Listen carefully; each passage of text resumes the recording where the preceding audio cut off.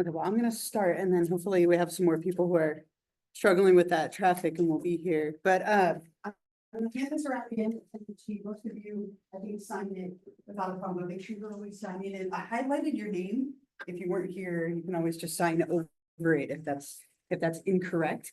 But I did give you a little homework assignment. And as I mentioned just a second ago, before I collect it, what I want to do is just give you a couple of minutes just to kind of see what you came up with and compare with a neighbor. So if you want to partner up just with somebody around you or a couple of people around you, take a couple of minutes, just go over your responses and what you came up with, and then we'll talk about it together. And then I'll collect it. So I'll give you just a few minutes to kind of check in. If they have something that you didn't, feel free to add it. Right. More than anything, I just want to make sure that you understand the different models. So find a partner or two, go ahead and compare, and then we'll come back in a few minutes.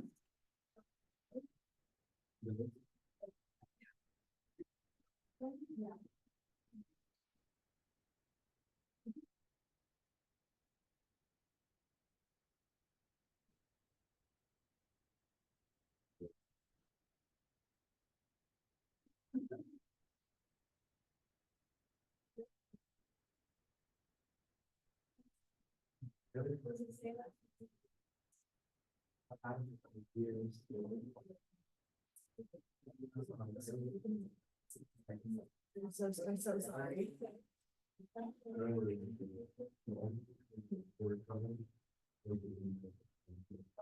You can always join up with them if you want to. They kind of got a bigger group, but at least that way you can participate.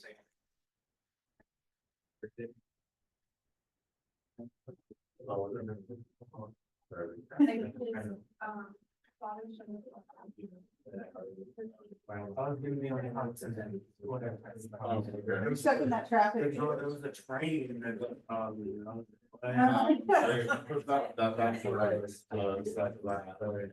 that felt like that made sense for. So if you come in now, we're meeting in person to go over the.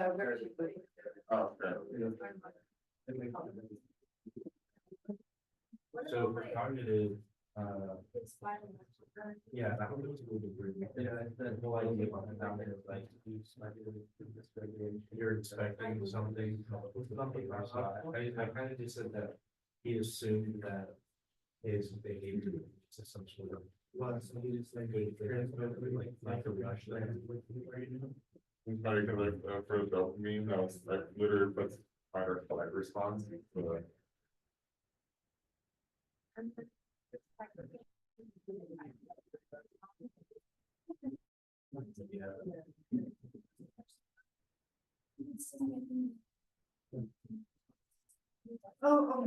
We're just here going over a great, then you sent me that. Yeah.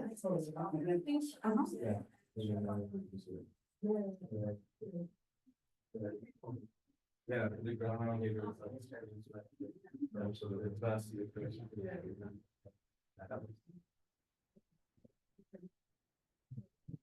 Would be anything about like, how the things react with them. I was having trouble with you. Yes, they are. Yeah.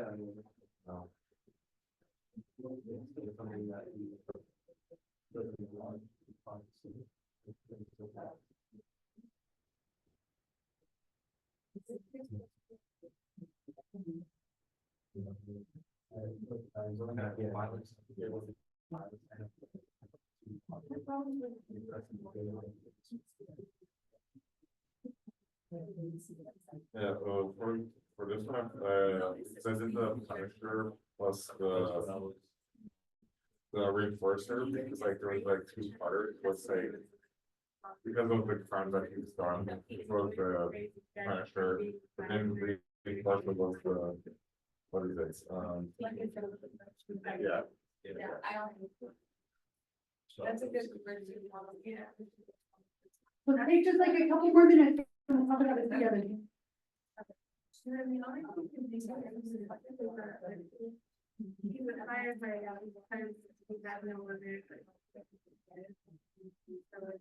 Slightly rewarded.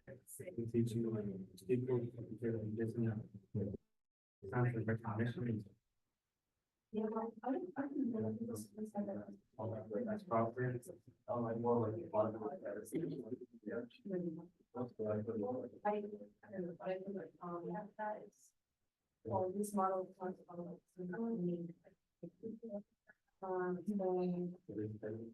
Getting into clients are. And then or even across the market, you know, Meeting constant. so it makes sense.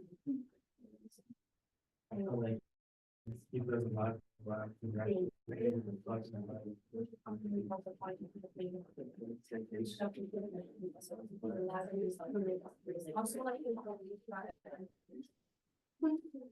I feel that for human. It's so weird getting.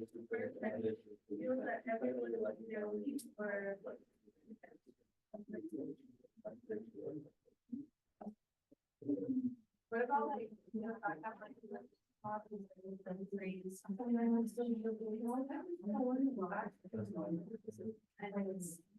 Yeah. I have firefighters. So, but then it's kind of crazy.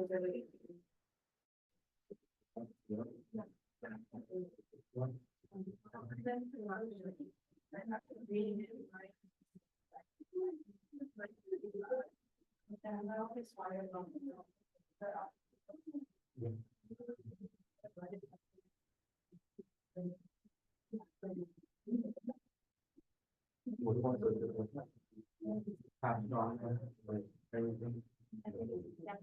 Yeah, I'm sure. Yeah, just the next thing. But as far as not always on this, you probably even. I think maybe in relationships, be part of that too. Some part of it could be. How do you? I mean, that would like.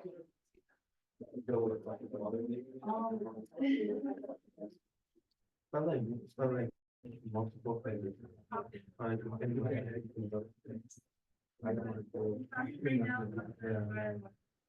I Start wrapping up your thoughts and then we'll talk about it together. Give you like 30 more seconds.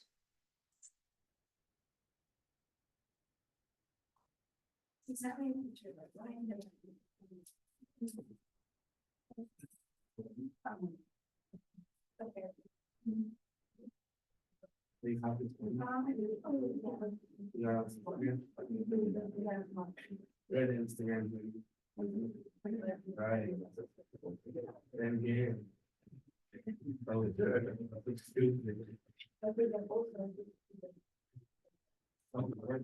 Right.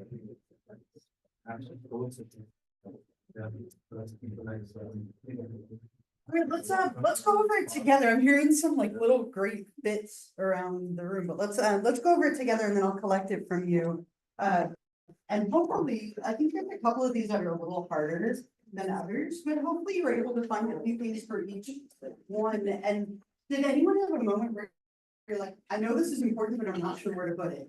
You didn't have that moment, right? Like a few of you think you like, that's completely common and normal. Trying to figure out where things go sometimes is a little challenging, but all together, I think we can explain, right? So let's go through these together and see what we came up with. What are some biological things that we could, I forgot his name, Mark, but yeah. I feel like with more, his standpoint, substance abuse, we never really say what we got addicted to or anything like that, but his father also had alcohol addiction, so Yeah. that probably really crossed the line for Mark to get kind of down on it as well. Yeah, right, that genetic piece, right? Genetics is a huge contributor from the biological perspective, whether it's substance abuse or any kind of mental illness or struggle, right? A lot of those things can be genetic. Anything else that we can say from a biological perspective? Anything else that we can add? Yeah.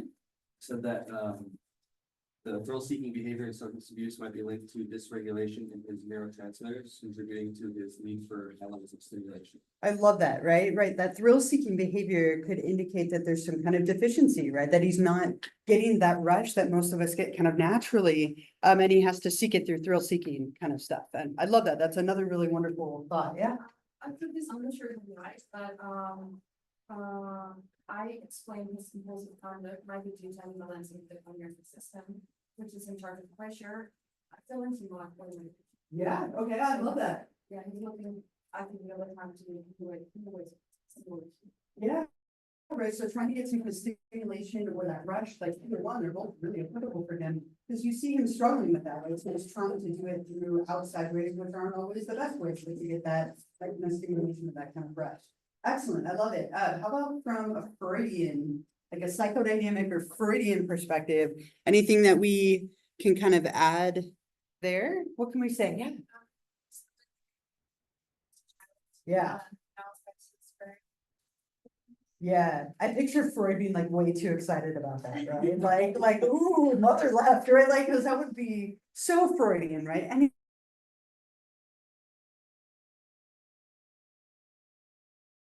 Anything with mom. Freud's all about that mom relationship. Conditioning have anything to do with this topic? So conditioning's behavioral, right? So if you have anything with like conditioning, when we get to behavioral, that's where you're gonna want to throw it in. This one's more like the unconscious early childhood, sexual aggressive kind of stuff, right? But that's important, right? We'll get to it. Any other Freudian thoughts? Yeah. I also think that some of the violent things that he was kind of a witness to when he was younger. Yeah. Led to him having later violent outbursts growing up. Yeah, read a lot of that environment early on, right? Playing a role. Again, very, very along the lines of that. Yeah. But I also think the point of him becoming a firefighter had a lot to do with his brother stepping in. Okay. Because of the fact that he said specifically that he likes with younger kids, the pleasure that it gives them seeing him as a brave man. That's probably how he was when he was a kid and saw that with him. Yeah, I think you could fit that into here. Like, I think you could also fit it into a couple of other spots, but the way that you're kind of explaining it or framing it, I think you can still fit it. I like that. Yeah. So I just went a little bit into Yeah. this table. So I said, in the aid, we can find marks impulsive conduct and thoughts such as getting into trouble at school and with the developing devices and others. Right. In super ego, we can identify this ego idea, which can explain why he was always being a firefighter.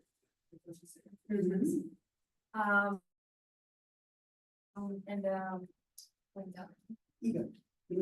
Oh, well, yeah, that's, I couldn't explain, I wanted to like find you go. Yeah, yeah. But I love that you were thinking about like kind of the extreme sides, right? His it is very dominant, right? Like he's doing a lot of like pleasure seeking and like impulsive kind of behaviors. I have a question, so the ego, I don't know. So the ego is maybe based on childhood experience, so it makes sense that, like you said, that because of what you went through, his ego is really more into the inside. It could be, right? Think of the ego as like the great mediator between the two, right? And other people have framed the ego differently. Like Carly Jung talked about it as more like the self, right? And that's how he meant it. Freud talked about it as kind of like a compromiser or reality, right? So the part of you that's trying to kind of mitigate between the two, right? So he has this really dominant, impulsive, reckless id, and then a very restrictive, like conscious superego. And then the ego in the middle will be the one that's strengthening that. Other people, like I said, have framed it differently. But what you said is perfect about, you know, he has this ego, and then on the other side, you kind of see those two extremes. Great, awesome, that's wonderful. How about behaviorally? You mentioned conditioning. Do you wanna go for it? Yeah, I was just thinking of it, either the wrong topic, but I said like. He enjoys adrenaline, you know, like the sirens that you hear from firefighting, and feel like it like triggers something in him. Yeah. Like, make him feel more alive and, you know, like that rush of dopamine or whatever, but also said. He feels rewarded when he teaches young students. I feel like that also ties in, like someone actually looks up to him instead of him just Yeah. messing up during his life. Yeah, So. those I'll are both perfect. let other people finish. No, I love that, right? So you're talking about the reward of like people looking up to him, right? Makes him feel good, right? That's very operant conditioning. It's a reinforcer. The other one we could almost say is like classical conditioning, right? He hears that siren and he gets the rush. It's like Pavlov with the bell and the food, right? And so you've got both of them going there. I love that. That's great. Other thoughts about conditioning, behavioral kind of influences? Yeah. I think what's actually like the US foods when he was young. Uh-huh. So. Okay, so kind of building off of that from when he was younger. Okay, great. Anybody else? Any other thoughts? There's one more thing that I have written down. Yeah. I was gonna say, I think like for everyone else, like I was getting from looks like a bad thing, but for him, it's like a more like that's what he wants. Yeah. Gets attention. Yeah, and sometimes, all right, so we talk about thrill-seeking behavior as a way to get like a rush, attention-seeking behavior, right? Sometimes for kids or even for adults, right? Even negative attention is still attention, right? And so it can be rewarding for him, even if it's not the best thing. I also had like modeling, right? He's kind of modeling from his dad, right? Of kind of like good behavior, bad behavior, right? So we didn't talk about modeling as much. That's kind of the third type of learning, of observational learning. Sometimes you see that with there as well. How about from a cognitive perspective, his thoughts? What can we say from a cognitive perspective?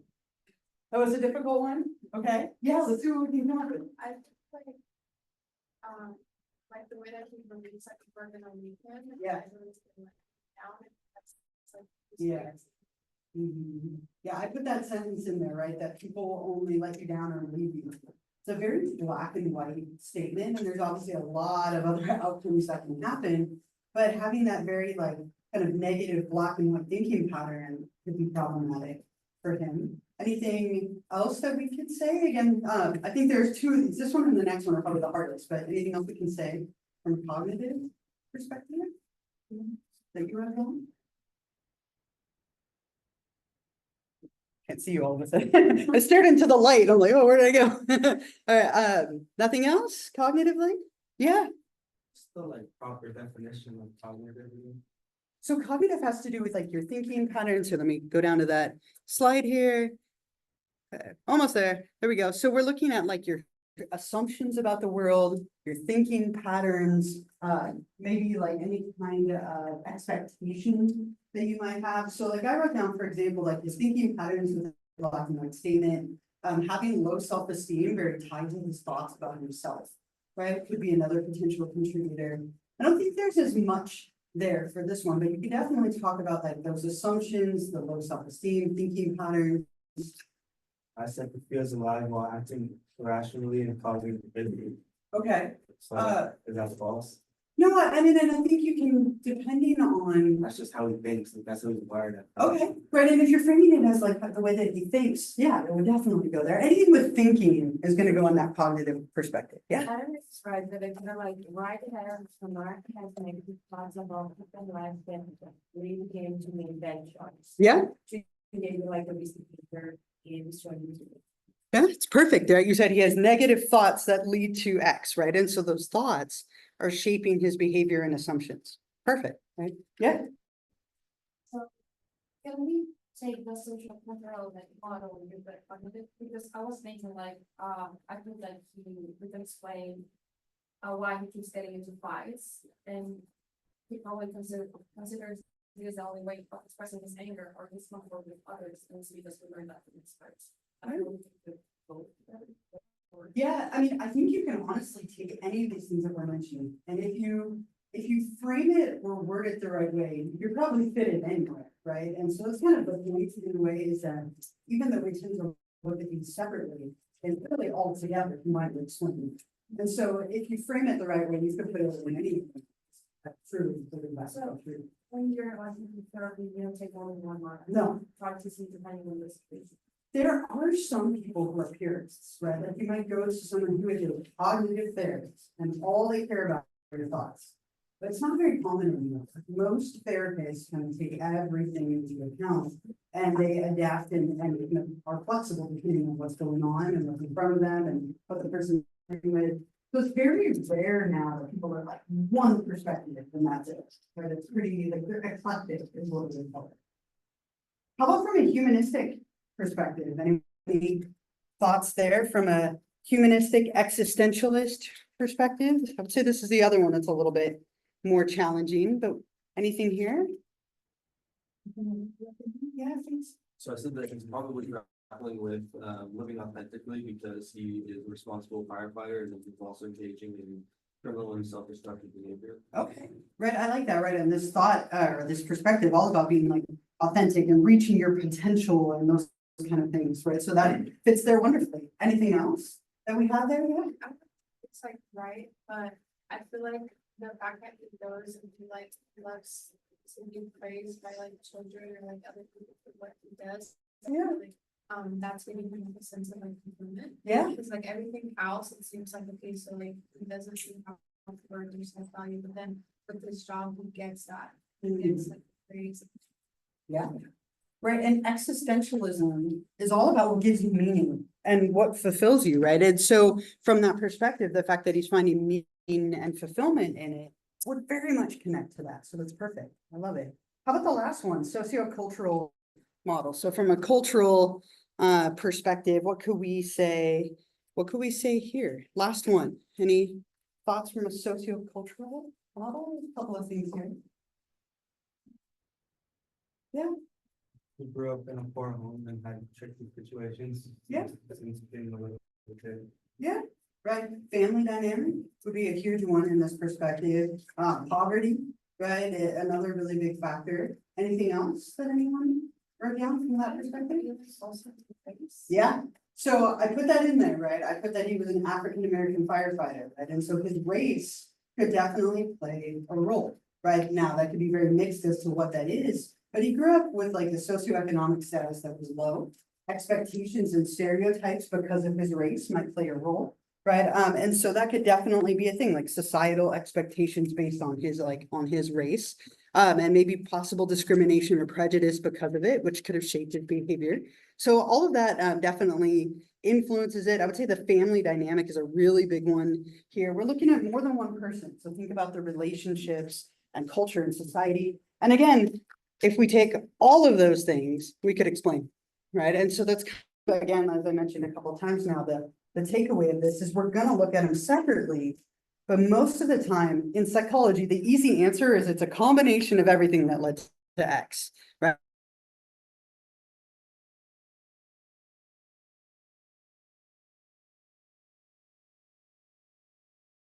Right? You sound brilliant and it's right, and it's like so common sense. Oh, any other thoughts about Mark before I collect this from you? Anything else? And then we move on, yeah? He's like, do all that, but still manage to be firefighter. Yeah, I mean, Do they not really care like background or anything? I mean, so they do check your background, and maybe some of it was far enough in the past that it didn't matter, or you didn't get in like enough.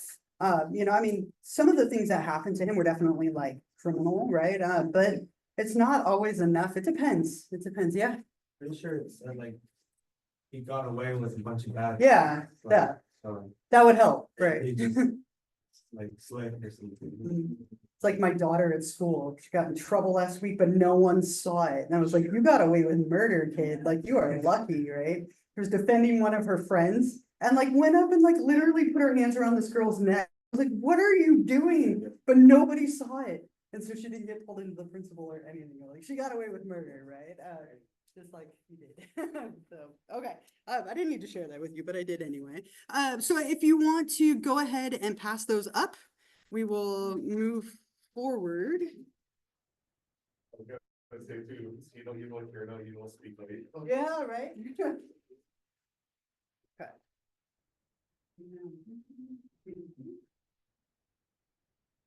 Anyone enjoy this like beautiful foggy morning?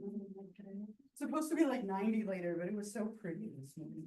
I like drove here the whole way in that slow traffic with my windows down so I could enjoy the cool air. Do I have everyone's?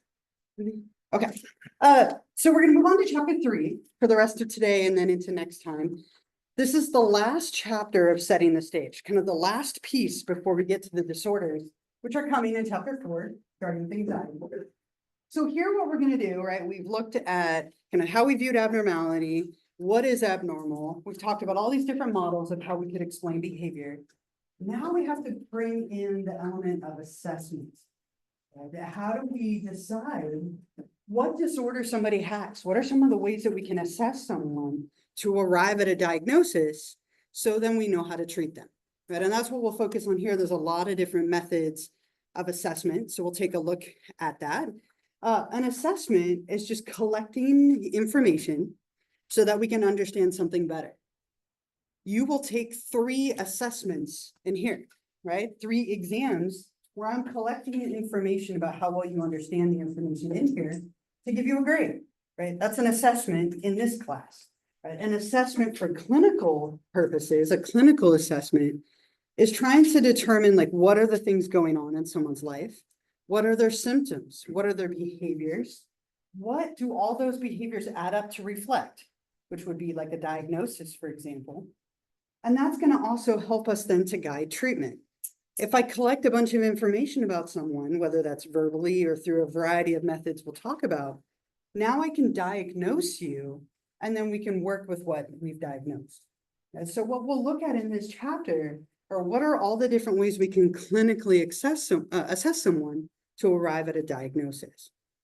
And there are, as I mentioned, quite a few, and we'll just kind of look at like the main idea for each one. But I have a little clip just to kind of introduce assessment, a very informal assessment. It was from The Simpsons years ago, but I'll play it for you. The light. What is this? Okay. Amp on your hand, then we know. And as a side note, we'll talk about insanity in the last chapter. Insanity is not a mental illness. It's actually a legal term, right? So if someone is insane, it has to do with their ability to stand trial. It has nothing to do with like a specific mental illness. As a side note, so something we'll talk about at the end of the semester, but a couple of ways of just kind of introducing the things that we're going to talk about.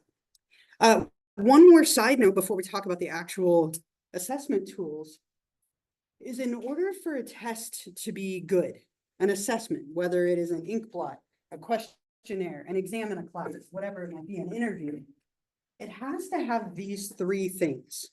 I don't know if any of you have taken research methods or not, but these are three things that are very commonly talked about in any kind of psychometric discussion. An exam or an assessment needs to be standardized, reliable, and valid. If it's not, the information that it gives you is largely useless. So standardization means that we can make a direct comparison. Right? How many of you took like the SATs or the ACTs or the GREs or one of those awful like 3-4 letter tests? Several of you, right? Those are standardized tests. What that means is I can directly compare scores. And colleges do that all the time for admission. Right, and so let's say somebody gets a 1400 on the SATs, somebody on the other side of the country gets a 1400. Because those scores are standardized, we can make a direct comparison. If I gave everybody in here a different exam when we took exam 1, how would I possibly know if they were equivalent and if your score meant the same as someone else? Or let's say even worse, I give one of you 2 questions, one of you 80 questions, one of you 14 questions. It's not fair. Right? And maybe those questions aren't going to accurately kind of depict what we're doing and not give me a score that I can compare with. Reliability, another word for that is consistency. You want a test to be stable and consistent or reliable. So if I give you exam number 1, and then I give you exam number 1 again, I would hope that you would perform similarly, maybe even a little bit better. Better way of testing that is I give you half of exam 1, and they give you the other half. And if it's a good test, there should be some consistency between the two, a little bit of reliability. And finally, validity is something that tells us accuracy. How accurate is the test? If we go to take exam number 1, and I give you a math test instead, several of you will probably be very angry with me. A couple of you might be happy, right, if you like math. I have learned that like 5th grade math is my tap-up point. My daughter yesterday, she said, can you help me with my math? It's sure, of course. Sit down, I'm like, let's get your sister, right? I have no idea, right? I've learned 5th grade math. I'm out at 5th grade. It's so hard. And I was like, Paisley, you will never, ever use this in your life. You're never gonna have to write something out in its expanded form ever in your life, right? She's like, so then why do I have to do it for homework? I'm like, good point, but you have to do it, right? You want it to be accurate. So if I don't give you something that reflects what we've covered, it's not going to give me good information. And I have this picture of a scale. Okay, so think about a scale. A scale is an assessment of your weights, right? I own a scale. It's in my bathroom. It's got dust all over it. I never step on it. I know better, right? Especially this time of year, it's the Halloween candies out. Yeah, and all the cake. No, thank you. All right, I'm not going to step on it. But let's pretend, right, that we're going to step on a scale or use a scale. You want a scale, which is an assessment of weight, to be standardized. right? If you go to the gym and they have it calibrated differently and you weigh a lot more, you're gonna be upset. And then you go home and you have a different number, and then you go to the doctor's office, it's a different number.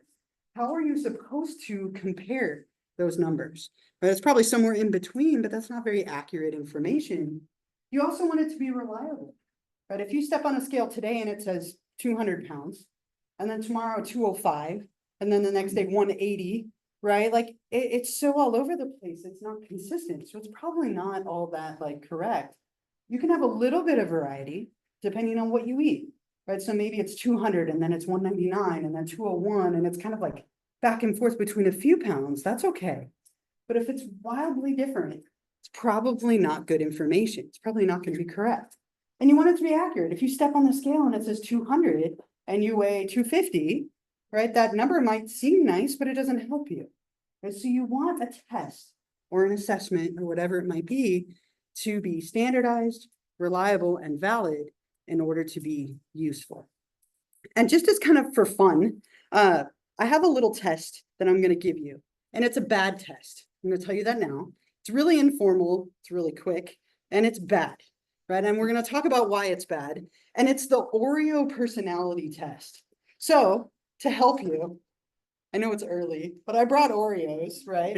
I felt like it'd be mean to give you an Oreo test and not bring Oreos, so I brought them. But let me hand these out. All you're gonna do is you're gonna read through, and you're gonna pick the method or methods that best describes how you'd like to eat your Oreos. And if you don't like Oreos, there's an option for that as well. And then I'll pass around the Oreos because let's just say you don't remember, maybe you need to refresh your memory.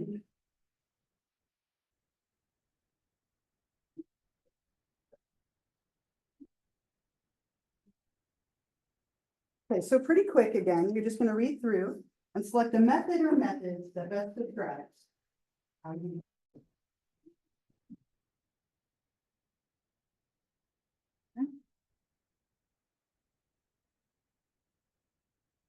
I didn't know they had like super mega stuffed Oreos now. Like the Oreo options are getting very interesting. If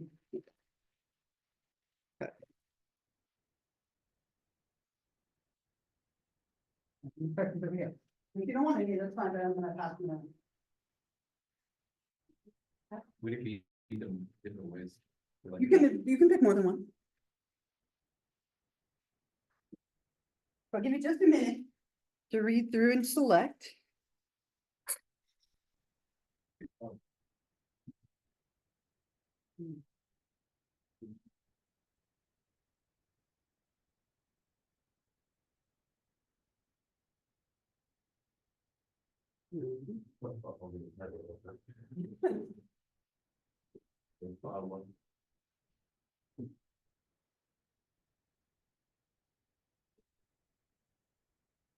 My daughter this morning was like, "Can I have cake for breakfast?"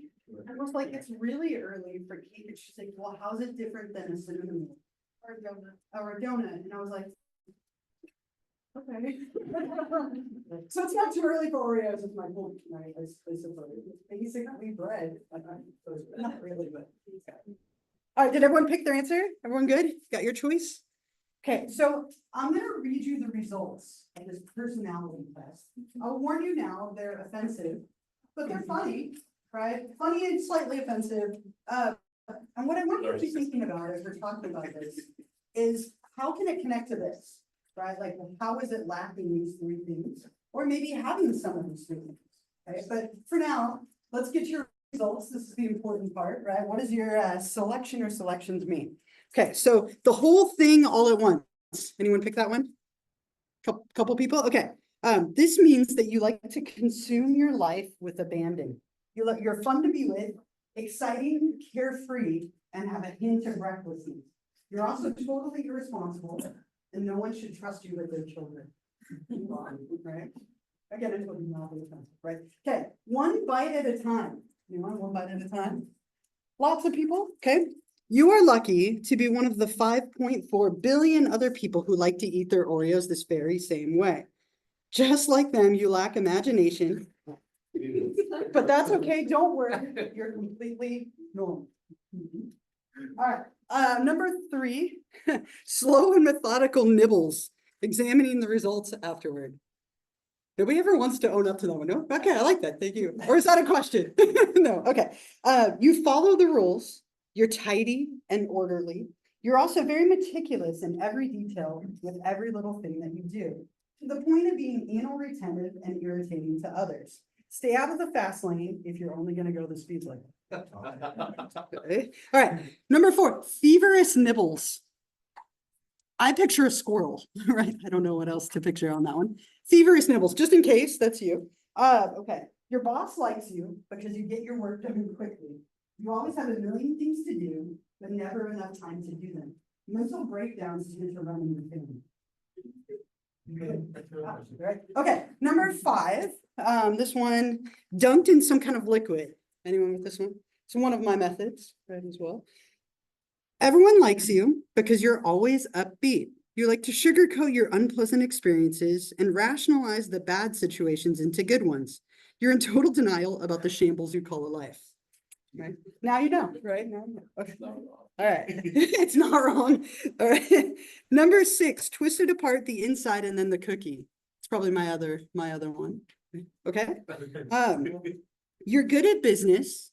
You take risks that pay off. You take what you want and you throw the rest away.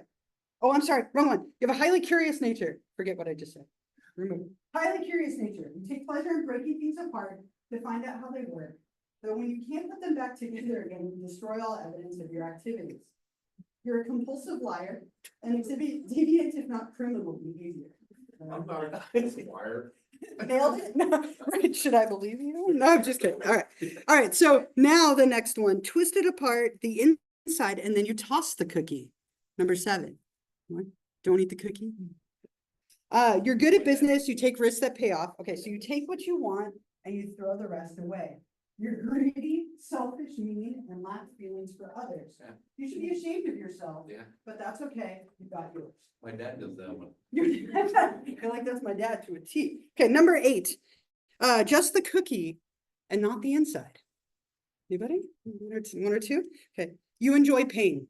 The end. Right, all right. Number 9, I just like to lick them and not eat them. I don't know if I've ever had anyone to think about that. Okay, stay away from small furry animals and seek professional medical help immediately. Number 10, you don't like Oreos. You don't have a favorite way because you don't like Oreos. Anybody? So a couple of like maybes here. You probably come from a rich family and you like to wear nice things and go to upscale restaurants. You're particular and fussy about the things you buy, own, and wear. You like to be pampered. You're a prima donna, and there's just no pleasing you. Right? So now you know about your personality, right? According to this very informal, not so great test. So obviously the results aren't great. Anything that's that oversimplified isn't going to be like these things here. But how can we talk about this test as it relates to this? What do you think about standardization? Could this be standardized? Could I do this in a way where I could make a direct comparison? What do you think? Yes? No, I see some of you nodding. I would say this is the one that we could do, right? I could easily give it out the same way, explain it the same way, and make sure that it goes the exact same with the class so it can make the comparison. So that one maybe, okay, we could say yes. What about reliability, right? Can we think of any issues with like consistency or reliability? You mentioned a good one of them. Yeah. What I thought is, depending on the day, you're gonna choose like how you wanna end your week, so. Yeah. Yeah. Right, what if you have different methods of eating, right? Like for me, I chose 2 different methods. It depends on how many Oreos I plan to eat, right? If I plan to eat a whole like row or whatever, or go half a row, 3 rows, whatever it might be. I'm not gonna bother with liquid because that's just gonna take up unnecessary space, right? And so I'm gonna dunk them. But if I'm only gonna eat a few, I might dunk them in milk, right? So maybe different methods of eating it. What was that? You could skew it that way, right? That's nice, right? You could say that. But yeah, right, that might have issues though with reliability. If you have different methods of eating it, it's going to affect consistency. How about anything else, can you think of, I mean, obviously, like, how does this correlate to your personality? We could have some accuracy concerns. But can you think of anything else just in general that would make this a bad test? Yeah, When you're measuring personality, is something that doesn't have. yeah. Personality, measuring how this person is with other people, how the person feels. Yeah. Very oversimplified, right, which is gonna affect validity. Very, like, not necessarily strongly correlated, but there's like little bits, right, like you like to open it, maybe curiosity, like, you could see where they were going with it, but does it actually reflect your personality? Probably not, yeah. They're more of like opinion-based answers, even though it's funny and it's, Yeah, could be definitely false. yeah, there's not a lot of like science behind it, right? Like where's the evidence behind it? It feels very opinion based to be funny or entertainment. There's one other really big issue, and I don't know if any of you felt this way, but did anyone have a moment where your choice, the way you like to eat Oreos, isn't on there? Anyone have that at all? Yeah, right? So that would be an issue as well, right? If your method of eating them isn't on there and you have to just pick one randomly, that's gonna affect these things as well. My daughter Paisley likes to eat her Oreos in a very unique way. I was supposed to bring her for this class, right? She wanted to come, but I couldn't take her out of school today. But they're going to the library and she chose the library over Oreos, which is good. I'm proud of her. I'm good with that decision. She likes to eat her Oreos in a way that she calls fish and dip. So she takes goldfish, like the goldfish crackers, pulls the Oreo apart, dips the goldfish in the frosting, eats them, and then eats the cookies once all the frosting is done. Fish and dip is the name for it. That she's called it since she was like 3. Fish and dip, right? So that's on here. So when she answers this, right, it's not going to reflect anything accurate for her. Some people like to stack them in a way. Like I've seen that as well, where people like to take the filling out and like stack them up. So you have like a super ultra mega Oreo. Yeah. It feels sort of like a boomer millennial here, where it's like, I remember the ads where they would lick it, put in the Yeah. milk, and then eat the cookie. I'm like, Sure. it's not on here, I'm like, it's like, this is what, you know, it's Gen Z or something, when like, Uh-huh. nobody's seen that. Really, I'm not that kind of kid. I know what you're talking about, right? But yeah, okay, so like, again, it's not on there, right? And as I mentioned, this is a really informal test, but think about exams you've taken in a class, right? I'm sure all of you have had a bad test in a class. I hope you don't have one in here, right? I make a lot of effort to avoid that. But what are some of the things that have made a test in a classroom bad? Like, can you think about exams you've taken in college or high school or whatnot? What are some of the things that make for a bad test in a class? Yeah, okay, trick questions or like worded really poorly, right? Is that really gonna help anything? No, right? I think those are the worst. I'll never give you a trick question. It's just mean. You're already anxious. Let's make it worse. What else? What else makes for a bad test? Things that you haven't studied for that on the test. Okay, then maybe they didn't cover it, or like you didn't know to study it. Have you ever taken a test where you're like, I know you didn't write this, right? Like that's so off of what you covered. Is it actually measuring what you've covered, right? I had a teacher in college who said like, you will never get an A here, no one gets A's in here. And it was because she gave us like things that were from some like PhD level, like test bank that she didn't write and took pride in the fact that we all missed them. I'm like, how's that a good test? It's not, right? It's just, yeah. Points too long. Okay. Yeah, and you get tired halfway through, forget it, I'm done. Answer in, right? I always think it's like the wording of things, or maybe it doesn't cover what you've covered in class. Again, if you don't have these 3 things, the information that you get isn't gonna help you, right? And that's any kind of assessment, any kind of test, including the ones that we're talking about here.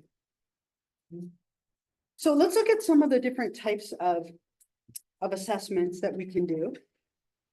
Probably the most common, done consistently, constantly, either one would work, clinical interviews. So this is typically done by like a therapist, or maybe a school counselor, or a clinician of any kind, where you have a face-to-face conversation with somebody and gather information. If you've ever been to therapy, the first session of therapy is a clinical interview. all they do, which is a little frustrating, if maybe it's taken a long time to get into therapy, or you really needed some help right now, the first session is kind of a wash. Because all they're doing is asking you questions about what brought you in. Tell me about your family history. You struggled with this before. What are the symptoms that you're experiencing? On and on. Questions. Are you experiencing suicidal thoughts? Have you ever struggled with anxiety? Right? Like a lot of questions. And what they're doing is trying to learn more about you, learn about what brought you in, and learn about how we can diagnose you to cover like her insurance.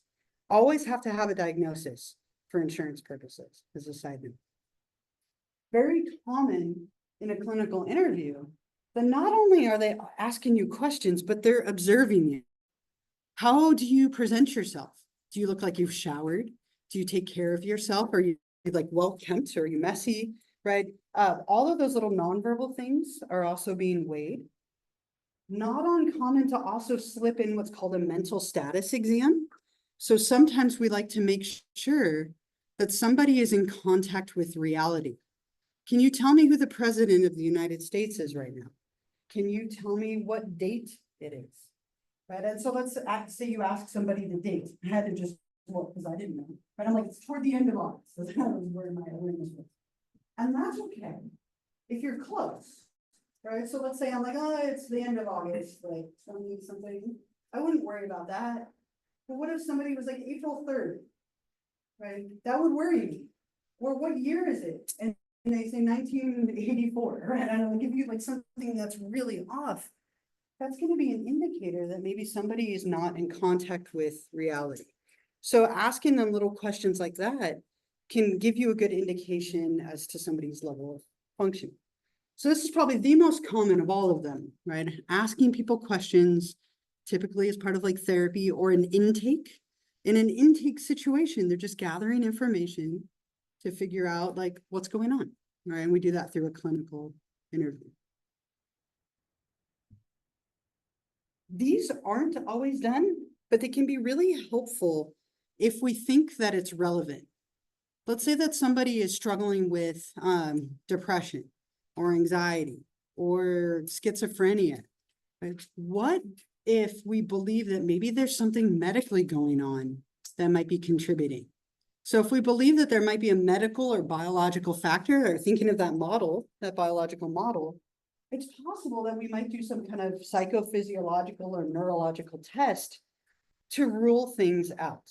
So again, this isn't always done, but it might be. And we sometimes call this like, when we're doing assessments, we give people a battery of tests. And what that means is we give them a variety of tests, and then we use all that information to make a conclusion. So a neurological test might be part of that battery if we believe that it's relevant, right? So only if it was relevant, like maybe a CAT scan or an MRI, as a way of seeing if there's damage or something going on in the brain. Something like Alzheimer's, for example, dementias. It might be that we do like a PET scan or an MRI to see if there's damage to the brain. At what level are you at, like in the brain, and how that might be shaping where you're at mentally. So not always done, but could be. Another very common type of assessment, intelligence tests. Right, intelligence tests, these are used a lot in school settings. So if you're a school therapist or a school counselor working with like elementary or teenage age children, you might give them an intelligence test to see if intelligence is a factor in their diagnosis. When you take an intelligence test, they're calculating your IQ. IQ stands for intelligence quotient, and it's a number or a score that tells us how smart you are. It's a very loaded term, and there are a lot of issues with the idea of IQ, but you end up getting things that look like this, a bell curve, where you have people that are kind of in the middle or average, and then you look at standard deviations away from that. Anyone know what the average IQ is? The number? Yes. 100. So 100 is an average IQ. Most of the population are going to fall somewhere right below or right above. which we call a standard deviation. You don't need to know that. If people are way over here, really low or really high, that might be diagnostically relevant, right? If somebody's really delayed, that might be a factor in diagnosing them with autism or intellectual developmental disorder. Someone is way over here, we see that a lot with like giftedness, very common with like schizophrenia as well. So this could be just something else that kind of helps us fill in that clinical picture as part of a battery of tests. Yeah. How did someone come up with IQ tests? So they've been around for a long time. Stanford Binet was the one who invented one of the first IQ tests. And what they do is they give you a bunch of different inventories and you get a score for each one. And then they take like an average of all of them to get a number. And so they did this across like hundreds and hundreds, it made thousands of people in the end, and then looked at what was like the typical score, and then how did it kind of fall out from there. Just every skill subject or? No, so it's like a bunch of different like areas of functioning. So for example, and this might be hard to see, they look at like your math ability, your vocabulary ability, how well you can identify things. Like one assessment is called the picture completion test. So they show you images and you have to say what's missing. Like this one's pretty obvious, right? There's one little like arm that's missing, but they get harder and harder. Vocabulary, define this word. What does this word mean? And they look at like common words and they get harder and harder and harder. And eventually you hit a point where, no, same with math, which again, apparently for me is just great. But they go with that. They have block designs. This one's my nemesis, right? They give you blocks and a picture and you have to recreate the block design and they time you, right? And look at how fast you do that, right? Measuring spatial awareness. So there's a bunch of different scales on them. They're trying to capture like all the abilities of intelligence, but it's a super controversial idea, right? And it's very culturally based as well.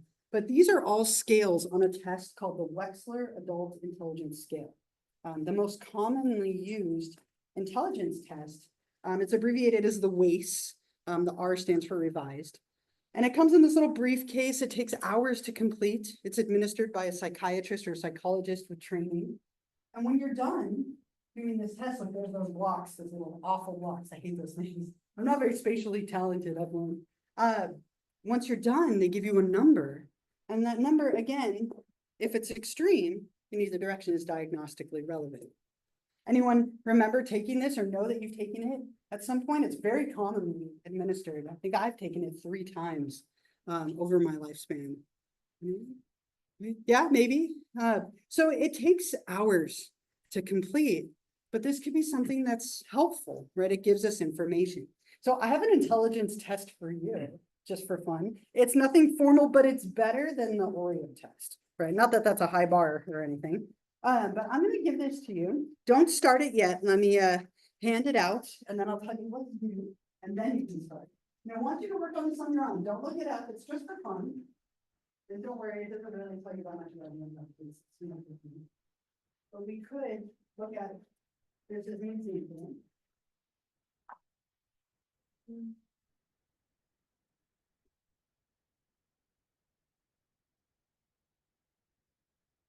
So two-sided.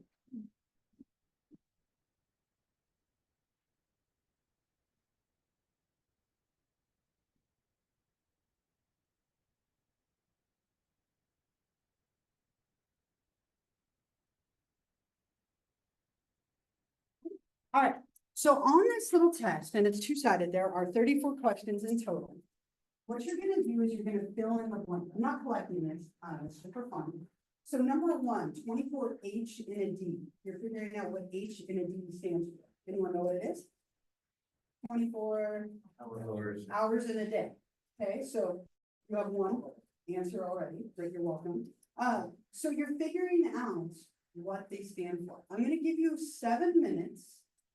I want you to do as many of them as you can. If you don't know it, skip it. Don't look it up. Don't ask me later.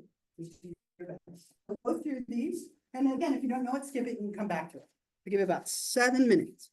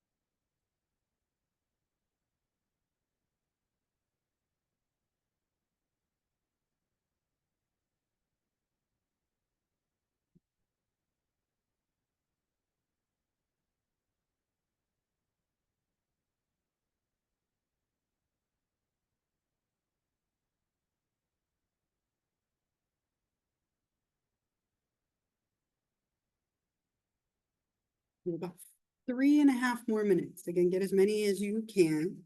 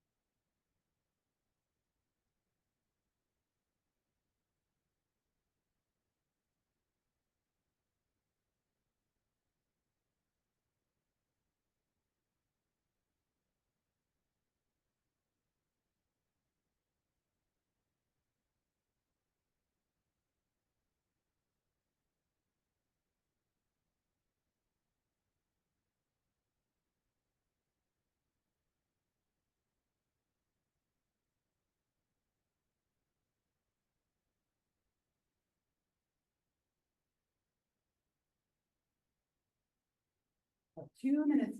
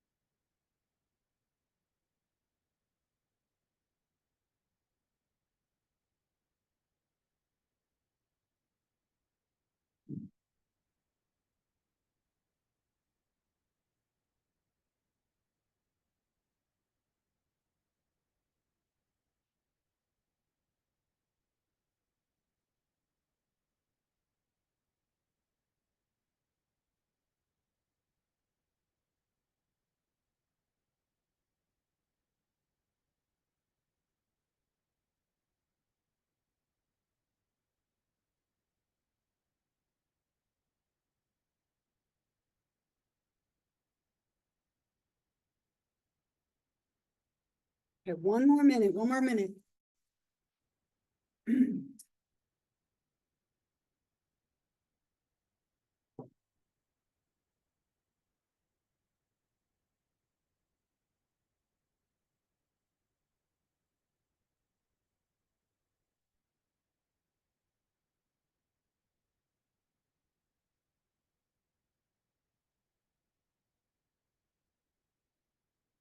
Thirty seconds.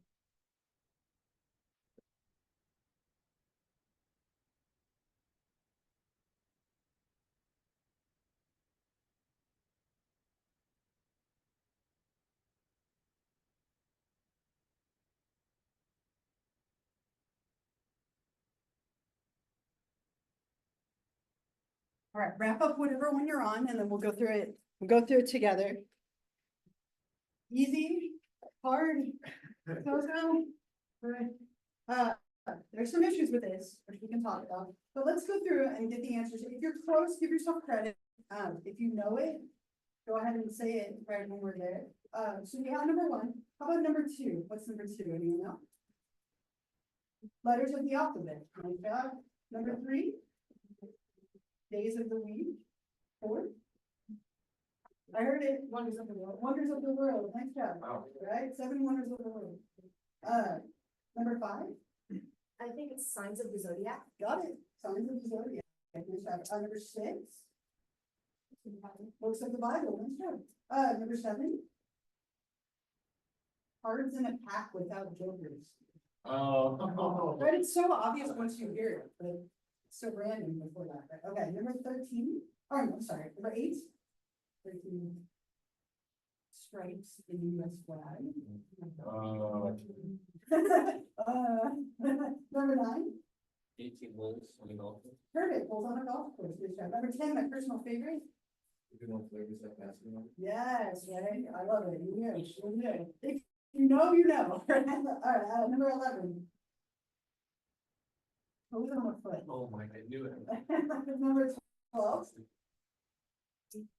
Nice job. You're using the right angle. Number 13. 3 blind mice see how they run. Number 14. Any science people? Temperature in degrees Fahrenheit in which water freezes, that was fun.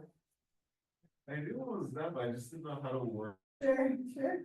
If you're close, give yourself credit. Number 15. Digits in a zip code. 16. Wheels on a tricycle. 17. Cents in a dollar. Cents in a dollar, you got. 18. Players in a football or soccer team. Number 19. Months in a year, yes, an easier one. Ready with this one. Number 20. Pounds in a ton. Number 21.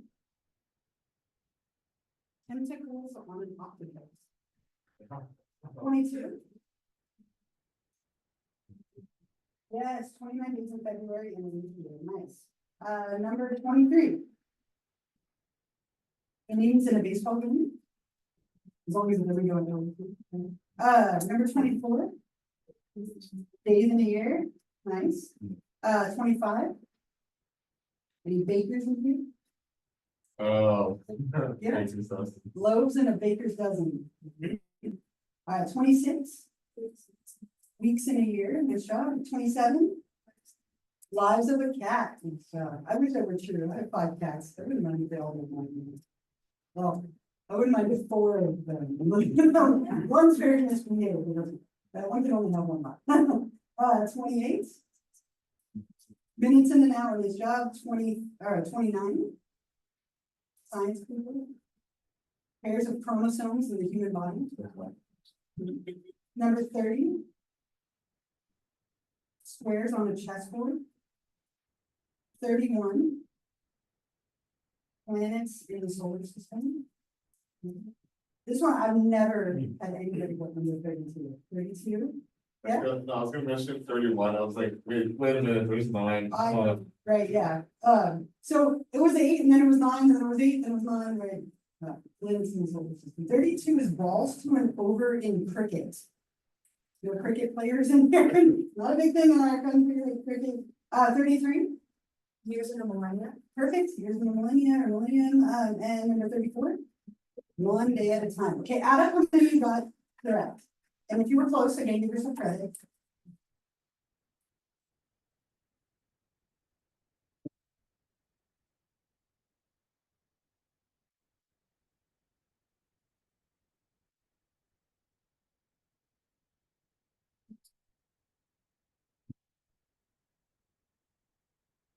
Just go adding. If it makes you feel better, I got 9 my first time here. If it makes you feel better. Or worse, I don't know. 9, same for us. Okay.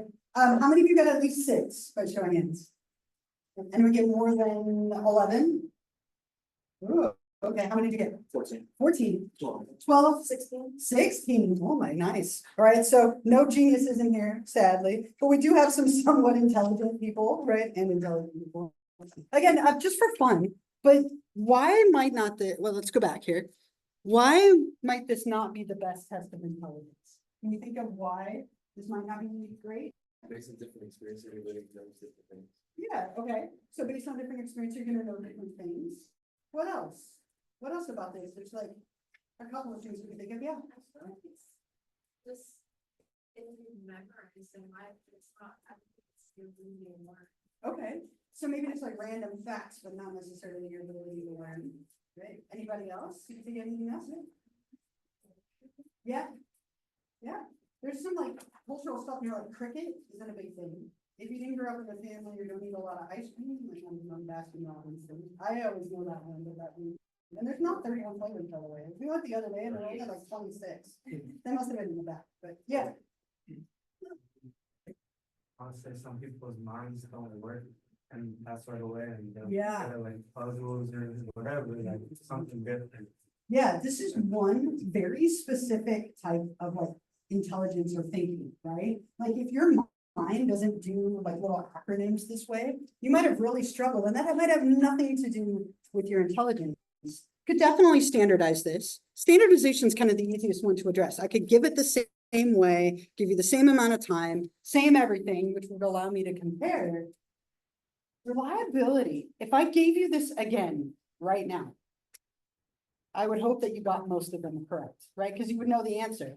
So we could address that. I could give you what's called a split half reliability, where I give you half and then give you the other half and compare. It's a very common technique.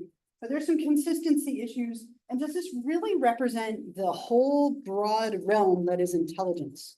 Yeah, like, no, right? No, right? It's one very small, culturally biased, specific type of intelligence. They do a good job at trying to get some different things. There's some math, some science, some like sports, right? There's a couple of different areas, which was a good attempt.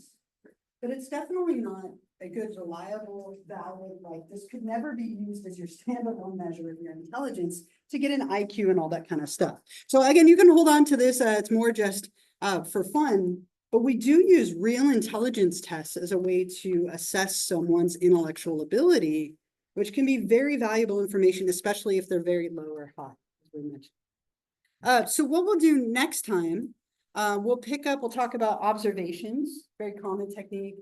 We have Rorschachs and projective tests that we'll talk about, and personality inventories, which are always kind of fun and interesting. And I wrote this up here. I probably don't need to remind you, but just in case you forgot, we don't have school on Monday. It is a holiday. So it's happy and a little sad, but mostly happy, right? So no school. I hope you have a wonderful, long, relaxing weekend. Please take some more Oreos as you leave. I'd like some more. I left them right here. If you didn't sign in or didn't give me your homework, make sure you do those things. Have a wonderful long weekend, and I'll see you on Wednesday. I'll see you in a week.